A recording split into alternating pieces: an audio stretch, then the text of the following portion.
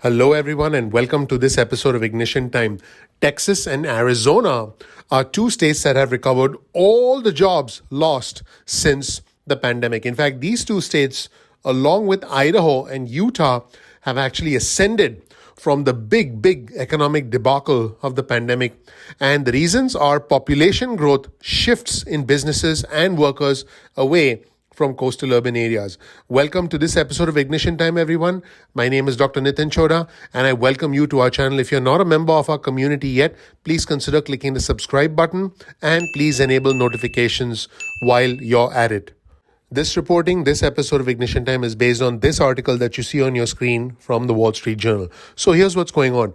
Texas and Arizona have actually joined two other states in recovering all the jobs that were lost since the beginning of the pandemic. And this is a trend that is expected to include another dozen states by the middle of this year. The bottom line is that states are indeed recovering. So the states, which also include Utah and Idaho, have actually benefited from a lot of demographic shifts before and during the pandemic. So what does this actually mean? This means that these states are actually experiencing a growth in payroll in certain industries like retail, warehousing, technology, and transportation industries. More and more workers in these industries, in these states, are now making more and more money. In fact, companies have moved operations to these states and workers have moved in as well.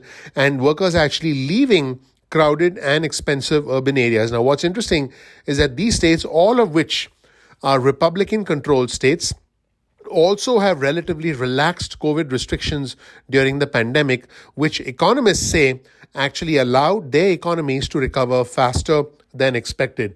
Here's a very interesting comment from Adam Kamens, who's the director of regional economics at Moody's Analytics. Those four states have experienced persistently strong population growth, which really wasn't dented by the pandemic.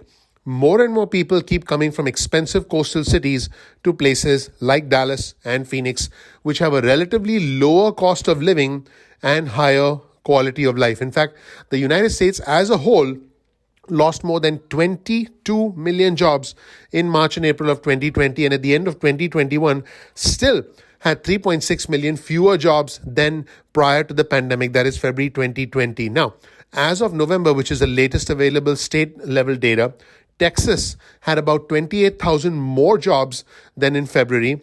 Arizona had nearly 5,000 more jobs. Idaho had 14,500 more jobs, and Utah had 61,000 more jobs. Now, a lot of economists are expecting a third of the states, yes, you heard that right, a third of the country to return to their pre-pandemic levels of employment by the middle of 2022.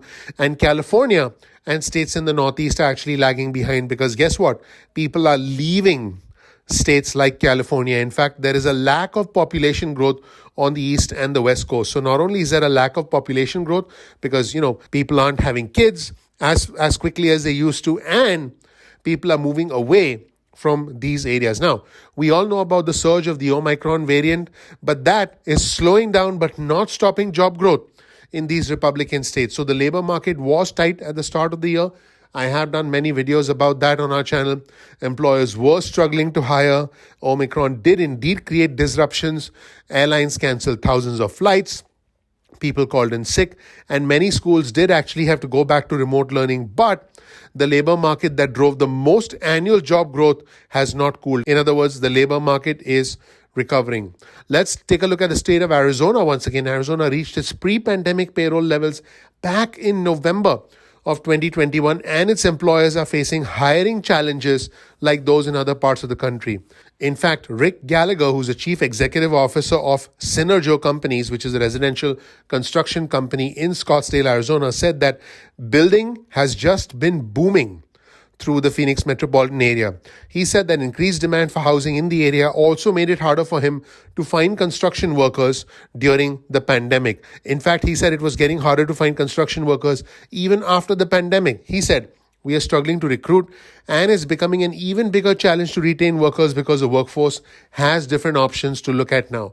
It's really causing supply challenges because we're just not able to meet all of our customers' order demands. So, folks, this is what is happening, and it's very clear that many parts of the country are recovering very quickly. Other business owners have said that they are finding it hard to hire, they are finding it hard to actually bring people on board, and Austin, Texas in particular, is leading an economic boom in the state of Texas because of the growth of the tech industry there. In fact, companies formerly based in California have relocated headquarters to Texas through the pandemic, including companies like Oracle, companies like Tesla, and also Hewlett Packard announced its plans to leave Silicon Valley for the Houston area. So basically, folks, a diversification of the overall Texas economy has been taking place for a long time, but now we're starting to see companies actually move to the state of Texas. So what is happening is the entire landscape of the country is changing, and more businesses, specifically companies that employ hundreds, in some cases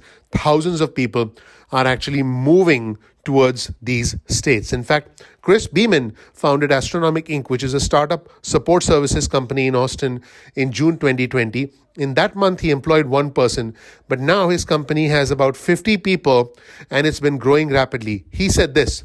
He said he has met thousands of new people who have moved to Austin for the tech ecosystem. It's very common to hear people say they moved to Austin 3 weeks or 2 months ago. There's this kind of social climate here, similar to your first day in college, where everyone is new and everyone's open to meeting each other. So, folks, that is what is happening in the United States of America, and that is what is happening with these states like Texas, like Arizona, that have not only recovered all the jobs lost since the start of the pandemic, but also other states like Idaho and Utah actually doing much better thanks to population growth, shifts by businesses and workers away from states like California, away from Silicon Valley, away from the Northeast, from New York. Now think about this for a second. The entire landscape of the country is changing, and this, I believe, has huge implications, not just for the workers, for the businesses that I've mentioned in this episode of Ignition Time, but I think this has huge political implications for the Republican Party, huge political ramifications for the Democrats and for the future of our country, because at the end of the day, who we decide ends up in the White House, who we decide ends up in the Senate and in the House. And I believe the balance is now gradually changing because the population is heading in a certain direction. Thank you so much for watching. Please click like, please click subscribe, please enable notifications. I appreciate you. I'm looking forward to seeing you in the next episode of Ignition Time. Take care. Bye.